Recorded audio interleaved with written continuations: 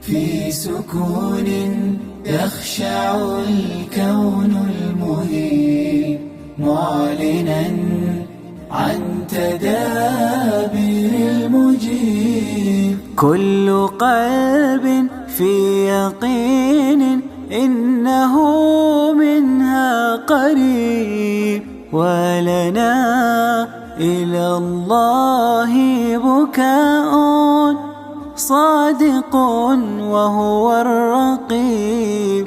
أي ليل لا تعمره صلاة أو دعاء ملؤه دمع سكيب، أو دعاء ملؤه. الحمد لله وحده، مرحبا بكم مع حديث الليل.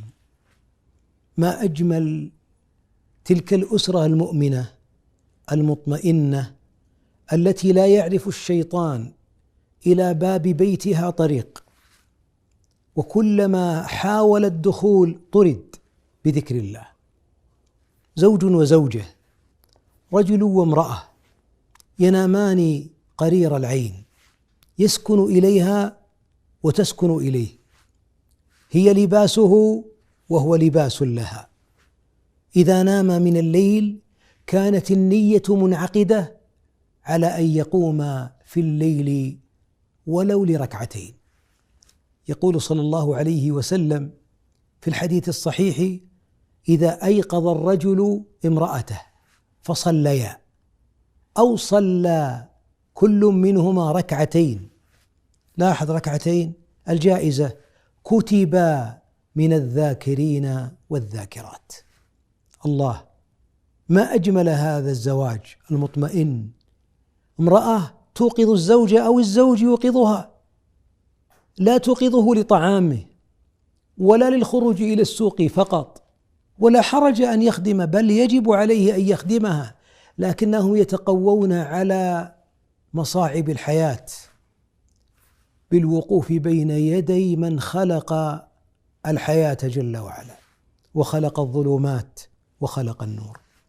وفي الحديث الآخر دعوة من الحبيب عليه الصلاة والسلام لرجل ولامرأة: رحم الله رجلا قام من الليل فأيقظ امرأته، فإن قامت وإلا نضح الماء في وجهها، نضح في وجهها رشة خفيفة. ورحم الله امرأة قامت من الليل وأيقظت زوجها، فإن امتنع كما ورد أو في معنى الحديث نضحت الماء في وجهه.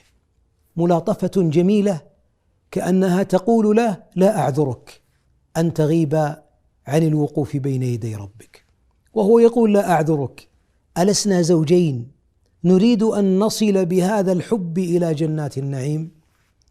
أليس لنا ذرية نريد لها الصلاح؟ إذن لماذا لا نقف بين يدي من بيده قلوب العباد، بين إصبعين أو إصبع من أصابعه يقلبها جل وعلا كيف يشاء. يقومون الليل، ومن هنا تكون النفوس مطمئنة، ينزل عليهم الله السكينة. الشحناء عن هذين الزوجين قد رحلت، التناحر قد رحل، يتواصون على القيام في الليل أمام الله. وتأمل في قول الحبيب: رحم الله رجلا، ثم يقول: رحم الله امرأة.